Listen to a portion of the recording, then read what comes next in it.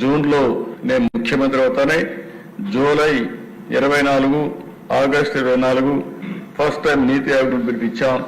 వాళ్ళు కూడా రమ్మని మాట్లాడితే ఇమ్మీడియట్ ఫస్ట్ మీటింగ్ పెట్టి ఎక్స్పర్ట్స్ అందరితో మీటింగ్ పెట్టాం. ఇంకో పక్కన 27 ఆగస్టు 2024 ఈ యొక్క మీటింగ్ వారితో కూర్చున్నప్పుడు ముందు వారు ఎక్సర్సైజ్ చేశారు. ఫస్ట్ మీటింగ్ నేను ఆగస్టులో పెట్టుకున్నాను. ఇంకో పక్కన పబ్లిక్ కన్సల్టేషన్ ఎంగేజ్మెంట్ సెప్టెంబర్ నుంచి అక్టోబర్లో చేశాం.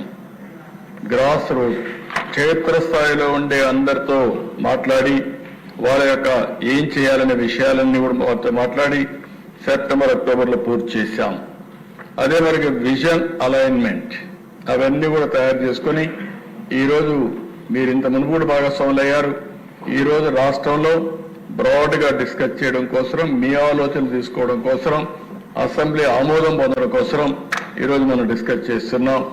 ఇది అవుతానే తొందరలోనే దీని మీద ఒక యాక్షన్ ప్లాన్ తయారు చేసి లాంచ్ చేసి ముందుకు పోతామని చెప్పి కూడా నేను మీకు తెలియజేస్తున్నా. మీకు ఇప్పుడు ఇక్కడ చూసినప్పుడు అధ్యక్ష extensive grass root level engagement చేశాం. మండల్ మున్సిపల్ వర్క్షాపులు పెట్టాం. 464 మండలాల్లో 106 మున్సిపాలిటీల్లో వర్క్షాపులు పెట్టాం. 1,18,000 కుటుంబాల్లో 2 పేజీలు ఇచ్చి వాళ్ళందరి వ్యూస్ తీసుకున్నాం. QR code response coding system పెట్టి ఒక షార్ట్ క్వశ్చనర్ కూడా ఇచ్చి వాళ్ళ అభిప్రాయాలు, వాళ్ళ ఆస్పిరేషన్స్, వాళ్ళ కోరికలు అవన్నీ కూడా తీసుకుని ఈ విషయం తయారు చేశాం.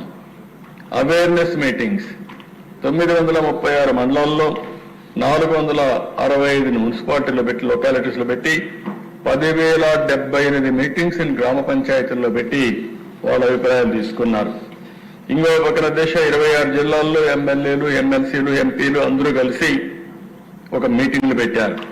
స్కూల్ కమిటీస్ అన్ని 2,100 కాంపిటీషన్లు పెట్టి 4,50,000 మంది పార్టిసిపేట్ చేశారు. ఇంటర్మీడియట్ కాలేజెస్ లో 622 కాంపిటీషన్స్ పెట్టి 43,000 మంది పార్టిసిపేట్ చేశారు.